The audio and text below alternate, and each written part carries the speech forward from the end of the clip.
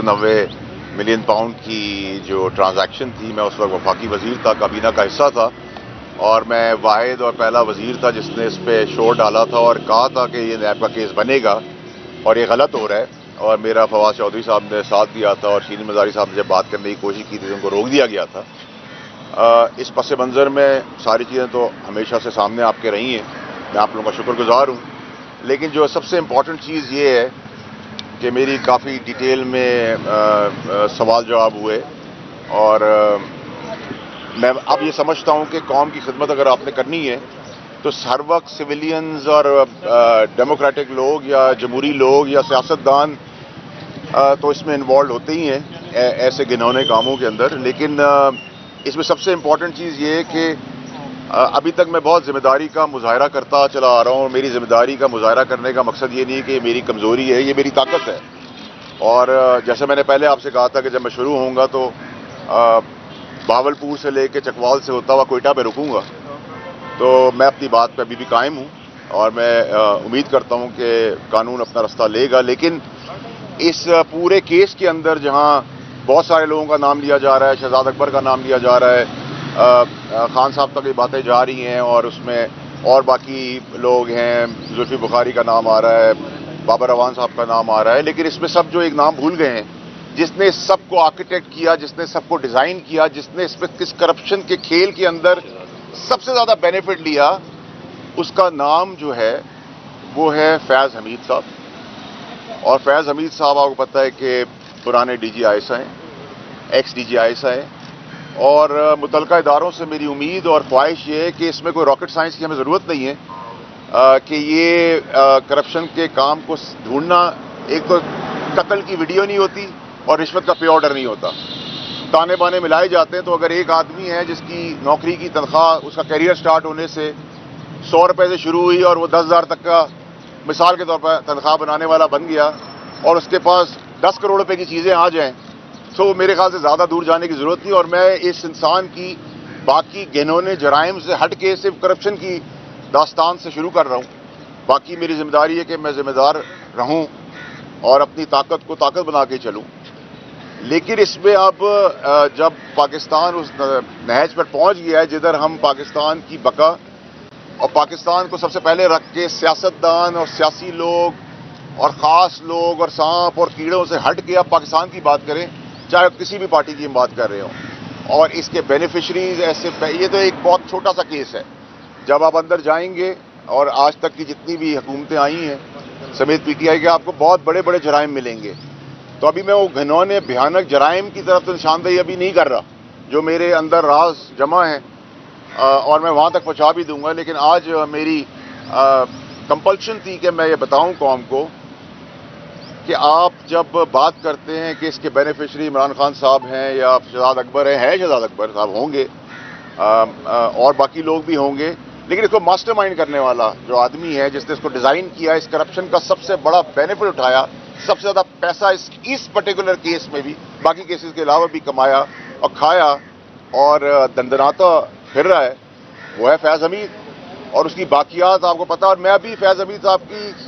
صرف local assets, Pakistan کے assets کی بات کر رہا ہوں، بیرون ملک تک ابھی میں نہیں جا رہا، جاؤں گا، ابھی نہیں جا رہا. ان کی باقیات سینٹ میں بھی موجود ہے، دائیں بائیں بھی موجود ہے.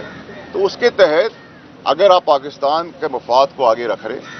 اور پاکستان کی سالمیت کے لیے آگے بڑھ رہے ہیں اور پاکستان کی بہتری کے لیے آگے بڑھ رہے ہیں، تو پھر by and large accountability across the board ہوگی. ایسا نہیں ہوگا کہ سیاستدان کی ہوگی، بیوروکریٹ کی ہوگی، پولیس والے کی ہوگی، میڈیا والے کی ہوگی، کاروباری کی ہوگی، اور کچھ پاکستان یا اس کے قانون سے اوپر کوئی جسٹس ہے، کوئی جج ہے یا کوئی اسٹیبلشمنٹ سے ہے جس نے بھی جو کام کیا ہوگا. اور کچھ لوگ گھنونے جرائم میں ملوث ہیں،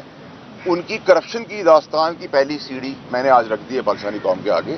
اور میں نے اپنا فرض ادا کیا ہے اور آگے ادا کرتا رہوں گا. اور جو عمران خان صاحب نے سکھایا تھا، جو پرانے عمران خان صاحب تھے جن کے فلسفے پہ ہم چل رہے تھے،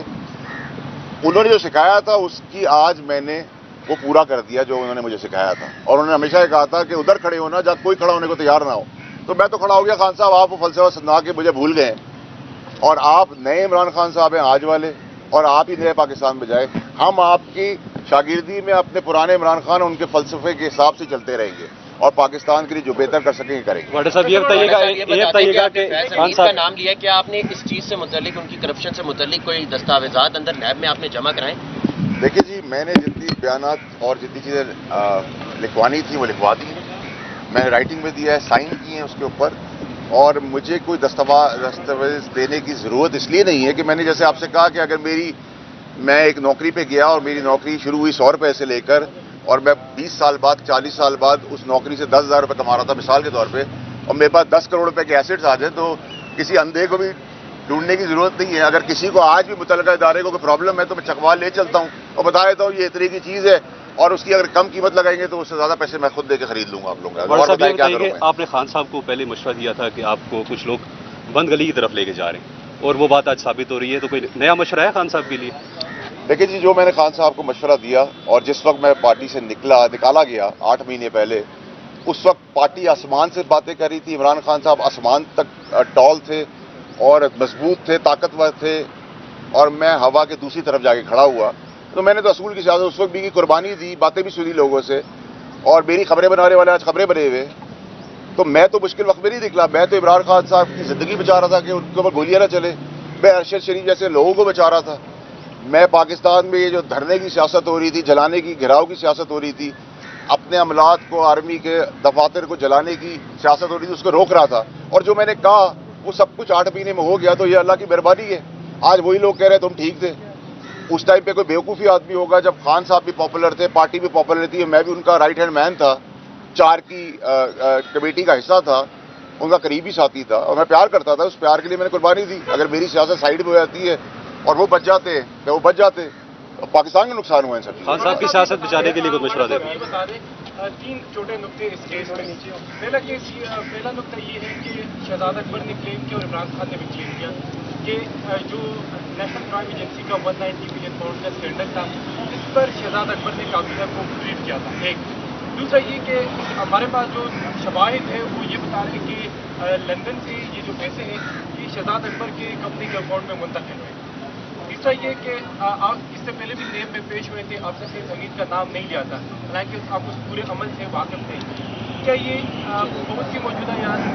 انٹیلیجنس قیادت کی جانب سے ڈائریکشن ہے کہ اب اس کیس میں فیض حمید کو بھی؟ دیکھیں جی، نہ تو اللہ کی مہربانی ہے مجھے، نہ میں کسی کا باپ کا کھاتا ہوں، نہ پہلے کھایا نہ آج کھاؤں گا، یہ آپ کو پتہ ہے، آپ سارے دوست ہیں۔ کرٹیسزم آپ کرتے ہیں مجھ پہ، وہ آپ کا حق ہے، لیکن جو بات فیکٹ ہے وہ فیکٹ رہے گی۔ مجھے کسی نے نہ کہا ہے، نہ کوئی کہہ سکتا ہے، نہ میں کسی کے کہنے پہ کہہ سکتا ہوں، میں پون نہیں ہوں باقیوں کی طرح۔ اللہ کا لوگوں کو اللہ کی رحمت ہے، مجھ پہ پتہ ہے میرا فائنینشیل بیک گراؤنڈ کیا ہے، اور میں نے سیاسی طور پہ کس سے کیا لینا ہے، تو میں تو حق کی سیاست کرتا تھا، آج بھی کر رہا ہوں۔ دوسری بات جو آپ نے کی، شہزاد اکبر کی بات بکواس ہے، کوئی بریف ہمیں نہیں کیا گیا، ایک سیلڈ اینولپ دکھا کے ٹھکا ٹھک ریپ اپ کرنے کی کوشش کی گئی، اور جب میں نے کہا کہ نیب کا کیس اس پہ بنے گا اور آبجیکٹ کیا اس کے اوپر، تو اتنی جلدی کس چیز کی تھی، اور کوئی کاروباری، میں اس پہ کاروباری کو مورد الزام نہیں ٹھہراتا، کیونکہ کاروباری تو اگر اس کے 100 روپے پھنس گئے 10 روپے کسی کو دے کے اپنے 90 روپے ریکور کر لیتا ہے، تو یہ پاکستان میں طریقہ ایسے چلتا ہے۔ میں بھی ایسے کام کرتا رہا ہوں کہ جی اگر میرے پیسے پھنس گئے مجھے میرے پیسے مل جائے، اور کوئی کچھ لے لے تحفے کے طور پہ، تو پرابلم یہ ہے کہ یہ بینیفٹ کا کیس ہے۔ ایک تو یہ نیشنل کرائم ایجنسی کا پیسہ جو ہے وہ x checker Pakistan government Pakistan کے اکاؤنٹ میں آ رہا تھا، یہ اوور اینڈ ابو 460 بلین سے اوپر پیسہ تھا، یہ ایڈجسٹمنٹ کا پیسہ نہیں تھا۔ اتنا بڑا اربوں روپے کا بینیفٹ دینے کا مقصد یہ کہ آپ نے کوئی بینیفٹ کی تیاری پہلے سے کی ہوئی تھی، اور اس سے پہلے بھی یہ جو کچن کیبنٹ ہوئی اس میں بھی جہاں میرا شہزاد اکبر کا بہت سیویئر آرگیومنٹ ہوا، اور اس کے وٹنسز ہے، جب میں نے اسے کہا کہ یہ خان صاحب کو میں نے کہا یہ آدمی سلطانی گواہ بنے گا، یہ مجھ سے بھاگ جائے گا،